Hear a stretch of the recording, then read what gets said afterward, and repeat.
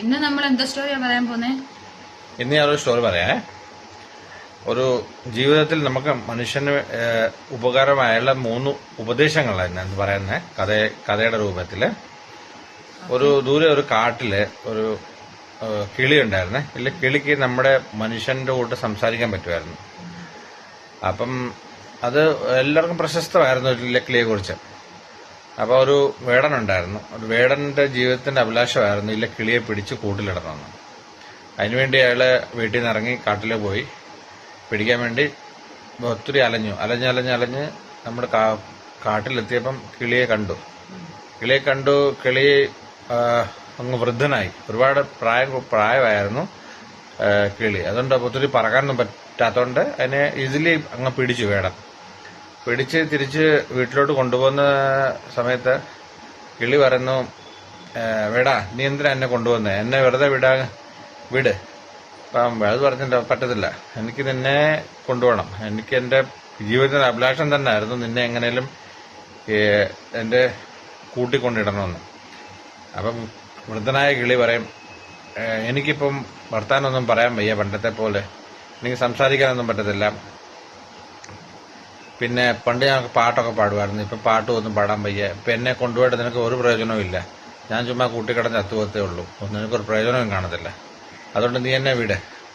വേടം പറഞ്ഞില്ല, എന്തൊക്കെയാലും ഞാൻ നിന്നെ വിടത്തില്ല. അപ്പൊ കിളി വരെ ഒരു കാര്യം ചെയ്യാം, നീ എന്നെ വിടുവന്നേലേ ഞാൻ നിനക്ക് ജീവിതത്തിന്റെ 3 ഉപദേശങ്ങൾ പറഞ്ഞുതരാം. അത് നിനക്ക് ജീവിതത്തിൽ കൊണ്ടുപോവാന്നെങ്കിൽ നിനക്ക് വളരെയധികം ലാഭമാവും. ഇപ്പൊ 3 ഉപദേശം തരാം. അപ്പം വേടൻ അത് കേട്ട് ഭയങ്കര ചിരിച്ചു. നീ എനിക്ക് എന്തോ ഉപദേശം തരാനാ? നീ ഒരു കിളി എനിക്ക് എന്തോ ഉപദേശം തരാനാ?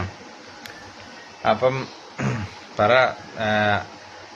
എന്നാലും പറയാം, വേടൻ നിന്നെ എങ്ങനെ വിശ്വസിക്കാം? നിന്നെ ഞാൻ വിടുവാണെങ്കിൽ നീ പറന്നു പോകും, പിന്നെ നിന്നെ എങ്ങനെ പിടിക്കാൻ പറ്റുന്നത്?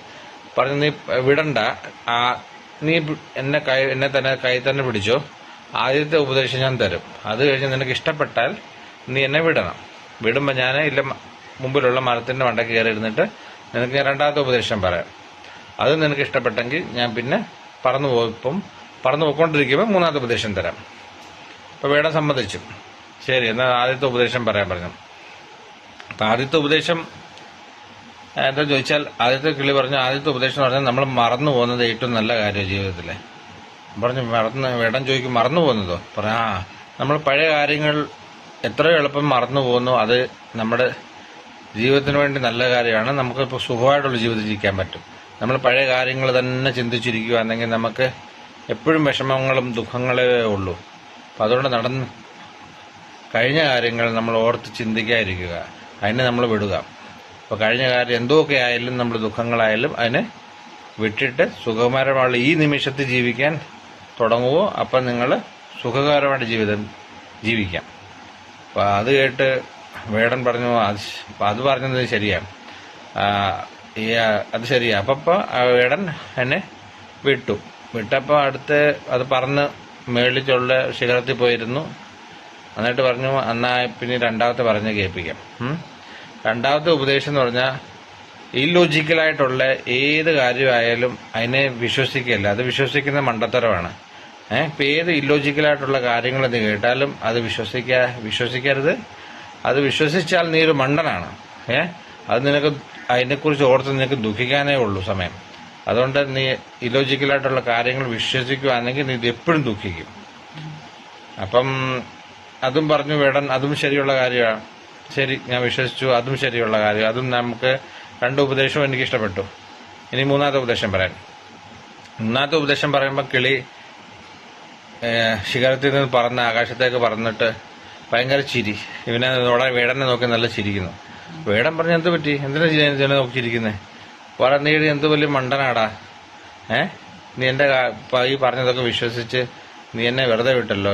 എന്റെ വയറ്റിൽ 2 ഡയമണ്ട് ഉണ്ട്, 2 ഡയമണ്ട് ഉണ്ടായിരുന്നു.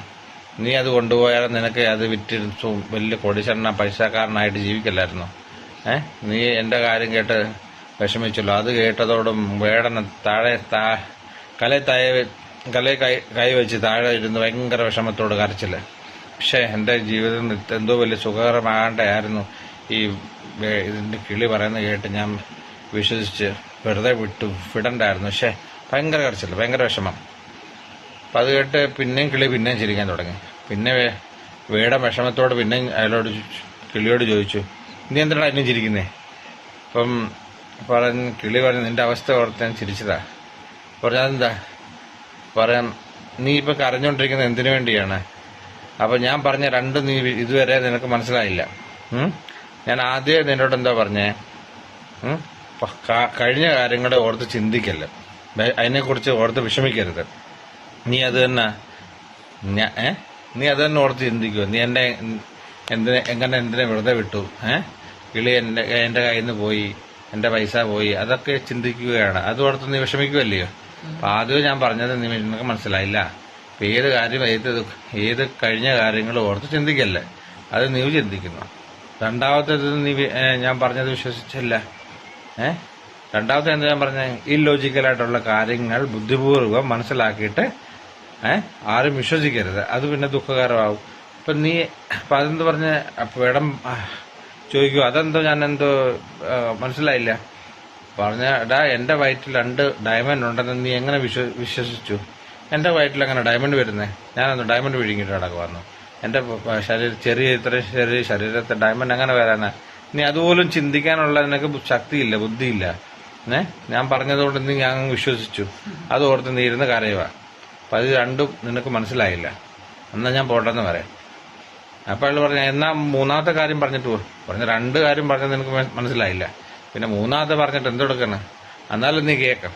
മൂന്നാമത്തെ ഏറ്റവും ഉള്ള ഉപദേശം എന്ന് പറയുന്നത്, നമ്മള് എന്തിനു വേണ്ടിയാ ഇതെല്ലാം പൈസയെല്ലാം ഉണ്ടാക്കുന്നത്? പൈസ, ധനം, എന്തിനു വേണ്ടിയാ? എല്ലാം നശ്വരമാണ്, എല്ലാം നശ്വരമാണ്. നമ്മുടെ ഈ നല്ല ജീവിതം, ഈ നല്ല നിമിഷങ്ങൾ വിട്ട് നമ്മള് ഇത്രയും കഷ്ടപ്പെട്ട് ഇത്രയും പൈസ ഉണ്ടാക്കി, അതെല്ലാം ഒരു ദിവസം നഷ്ടമാകാനുള്ള സാധനമാണ്. നമ്മുടെ ശരീരം തന്നെ, നമ്മുടെ ശരീരത്തെ ഇത്രയും നമ്മൾ അധികം സ്നേഹിക്കുന്ന ശരീരം, അതും ഒരു ദിവസം നമ്മളെ വിട്ടുപോകും. ഇപ്പൊ നമ്മുടെ ശരീരം എല്ലാം നശ്വരമാണ്. ഇപ്പൊ നമ്മൾ അതിനെക്കുറിച്ച് ഓർത്ത് ചിന്തിച്ച് വിഷമിച്ചിരിക്കേണ്ട ആവശ്യമില്ല. നമ്മുടെ നിമിഷം, നമുക്കിപ്പൊ കിട്ടുന്ന ജീവിതത്തിൽ നമ്മൾ സന്തോഷമായിട്ട് ഈ ദുഃഖങ്ങളും എല്ലാം വിട്ട് ആസ്വദിച്ച് ജീവിക്കുകയാണെങ്കിൽ നമുക്ക് സന്തോഷമാകാം. പിന്നെ നമ്മളെ പഴയ കാര്യങ്ങളും ഓർത്ത് ദുഃഖങ്ങളും ഓർത്ത് നമ്മൾ അത് ചെയ്യേണ്ടതായിരുന്നു, ഇത് ചെയ്യേണ്ടതായിരുന്നു ഒന്നും ഓർത്തിട്ട് കാര്യമില്ല. നമ്മൾ മുമ്പോട്ടുള്ള ജീവിതം ആസ്വദിച്ച് ഇപ്പോഴത്തെ നിമിഷം ആസ്വദിക്കുകയാണെങ്കിൽ നല്ലൊരു ജീവിതം ജീവിക്കാം. ഇതാണ് ഇന്നത്തെ മോറൽ സ്റ്റോറി.